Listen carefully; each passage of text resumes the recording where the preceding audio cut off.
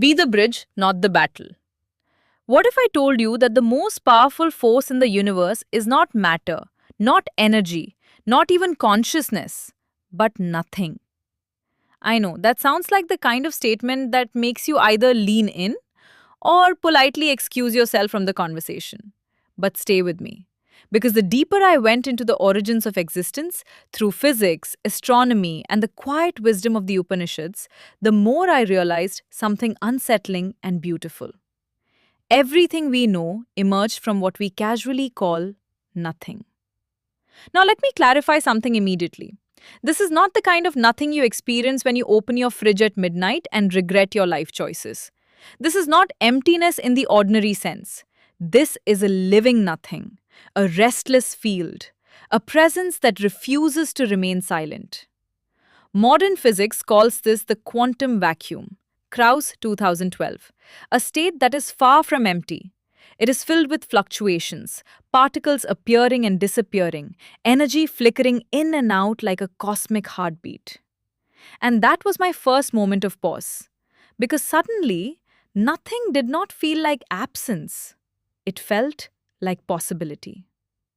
I remember the first time I encountered Hawking's explanation that the Big Bang was not an explosion in space, but an expansion of space itself. It rearranged my thinking entirely.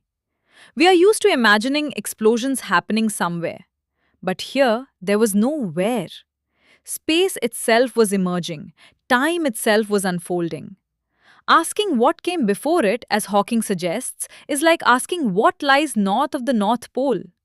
The question dissolves. And in that dissolution, I began to see something deeper. Not confusion, but a limitation of perspective. This is where ancient thought began to whisper to me. In the Chandogya Upanishad, it is said, "In the beginning, this was being alone, one without a second." At first, I thought this was poetic exaggeration. But the more I understood physics, the more it felt like a precise description. A unified state. No distinction, no separation, no identity. Just presence. In Astro-Vedic language, this is Arup, the formless. Not empty, not void, but unmanifest. Everything exists, but nothing is defined yet. It is like the silence before music, the blank canvas before the painting, the pause before a thought becomes a sentence. And then something happens. A fluctuation, a disturbance, a break in symmetry. Physics calls this symmetry breaking, and it is one of the most profound ideas in cosmology. The universe begins not with perfection, but with a deviation from it. And that deviation becomes creation. James Gleick writes about chaos not as disorder, but as hidden order. That insight changed how I saw the early universe. It was not chaotic in the sense of randomness. It was structured emergence, patterns forming from fluctuations, order arising from what looked like disorder. I often joke that the universe did not begin with a bang, but with a decision. Of course, that is not technically accurate, but it captures something essential. There is a movement from stillness to activity, from potential to expression. And this is where I encountered the idea that has stayed with me ever since. Be the bridge, not the battle. For the longest time, I thought science and spirituality were opposing forces. One demanded evidence, the other invited experience. One measured, the other contemplated. But the deeper I went, the more I realized they are not enemies. They are languages describing the same mystery. Science tells me how particles behave. Vedanta asks me what existence means. Science gives me equations. Vedanta gives me insight.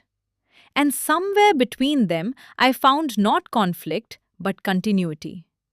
This changed how I approached knowledge. Instead of choosing sides, I began to build connections. And that is when everything became clearer. The universe did not emerge from nothing in the way we casually think. It emerged from possibility. Possibility that moved. Movement that differentiated. Differentiation that intensified. an intensification that transformed. From that process came galaxies, stars, and the elements that make up everything, including you. Carl Sagan once said that we are made of star stuff.